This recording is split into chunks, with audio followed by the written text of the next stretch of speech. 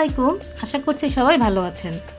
আজ আমরা দাঁড়িয়ে আছি ইতিহাসের এক জীবন্ত সাক্ষীর সামনে।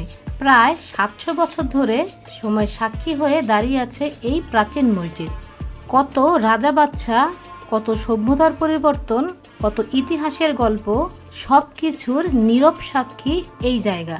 কিন্তু ভিউয়ার্স, প্রশ্ন হলো এই মসজিদটি কে নির্মাণ করেছিলেন?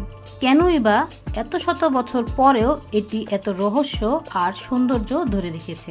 ভিউয়ার্স, আজকে আমরা এই ব্লগে ঘুরে দেখব ৭০০ বছরের পুরনো মসজিদ, মসজিদের ইতিহাস, পাশে রহস্যময় পুকুর এবং স্থানীয় মানুষের গল্প।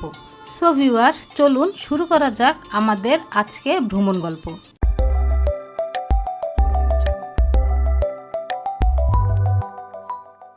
দীর্ঘ ২০ বছর পর কুমিল্লায় চাচা শ্বশুরের বাড়িতে বেড়াতে এসে শুনতে পেলাম এখানে প্রায় ৭০০ বছরের পুরনো একটি মসজিদের কথা। শোনার পরপরই দেখার আগ্রহ জেগে উঠে যাত্রা শুরু করলাম মসজিদটি দেখার উদ্দেশ্যে। আপনি কি কখনো এমন একটি মসজিদের কথা শুনেছেন যেটি নাকি প্রায় ৭০০ বছর আগে মাটির নিচ থেকে এক রাতে জেগে উঠেছিল?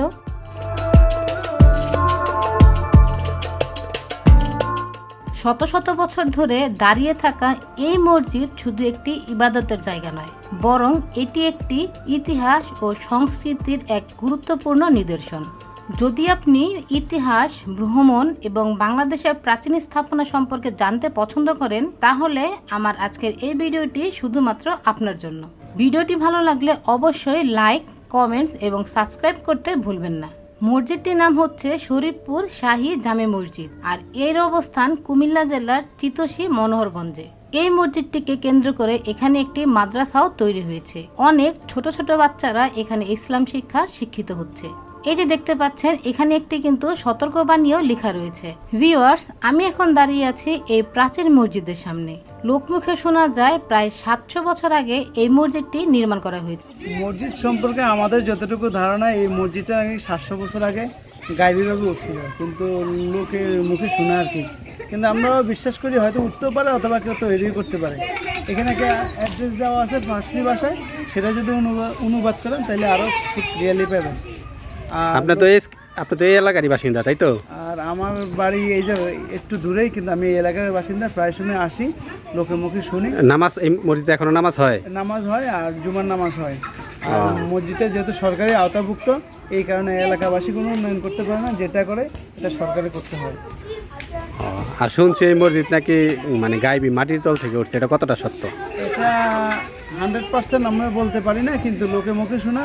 আমরাও শুনি যে এটা নাকি 700-750 বছর আগে থেকে এই মসজিদটা এখান থেকে গাইবীভাবে উঠছে, এবং সামনে দুইটা দিঘি আছে, সেই দিঘি নাকি এক রাতের ভিতরে এই দিঘিটা কাটা হয়েছে। এটা সবগুলা লোকে মুখে শোনা, বাস্তবতা আমরা বলতে পারি না। আমরা যেহেতু এলাকায় থাকি, আমরা শুনি যে পূর্বপুরুষ থেকে এভাবে বলে আসছে যে এটা গাইবীভাবে উঠছে, আর সেই দিঘিটাও নাকি জিনে কাটছে এক রাতের ভিতরে দুইটা দিঘি। এটা যে ইট বালু এগুলো পরীক্ষা করলো আসলে অনেক বছর আগের তারা পরীক্ষা করে দেখে, কিন্তু মূলত আসলে কি আরও বেশি এটা কনফার্ম করে কেউ বলতে পারতেছে না। কিন্তু যেটা বোঝা যাচ্ছে যে 700-800 বছরের নিচে না ছিল। মসজিদের ঠিক পাশেই রয়েছে একটি বড় পুকুর। স্থানীয়দের মতে এই পুকুরটিও নাকি সেই সময়ই তৈরি হয়। আগে মুসল্লিরা এই পুকুরের পানিতে উজু করে নামাজ পড়তেন, তবে এখন এখানেও একটি অজুখানা তৈরি করা হয়েছে। মসজিদটির পাশেই একটি কবরস্থান রয়েছে। ভিউয়ার্স, আপনারা দেখতে পাচ্ছেন মসজিদটি ৭০০ বছরের পুরনো, কিন্তু একটি ইটের কণাও কিন্তু এখনো খসে পড়েনি।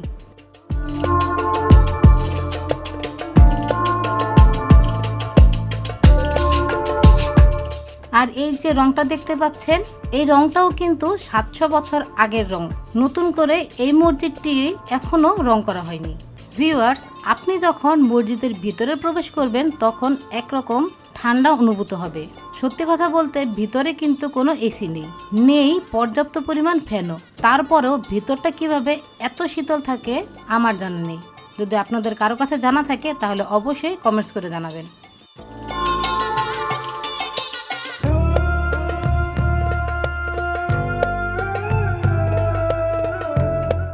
মজার বিষয় হলো এই মসজিদের পাশ দিয়েই চলে গেছে একটি ব্যস্ত রাস্তা। প্রতিদিন অসংখ্য মানুষ এই রাস্তা দিয়ে যাতায়াত করেন, কিন্তু অনেকেই হয়তো জানেন না তাদের পাশেই দাঁড়িয়ে আছে শত শত বছরের পুরনো ইতিহাস। এই জায়গায় দাঁড়ালে সত্যিই মনে হয় যেন ইতিহাসের ভিতরে চলে এসেছি। এখনো শত শত মানুষ এখানে নামাজ আদায় করে। কত গল্প লুকিয়ে আছে এই পুরনো ইটের দেয়ালে, তা হয়তো আমরা কোনো দিনই পুরোপুরি জানতে পারবো না। ভিউয়ার্স, আপনারা কি মনে করেন এই মসজিদটি কি সত্যি মাটির নিচে চাপা ছিল, নাকি এর পেছনে আছে অন্য কোনো ইতিহাস? কমেন্টস করে আপনার মতামত জানান। ভিডিওটি ভালো লাগলে লাইক, শেয়ার এবং সাবস্ক্রাইব করতে ভুলবেন না।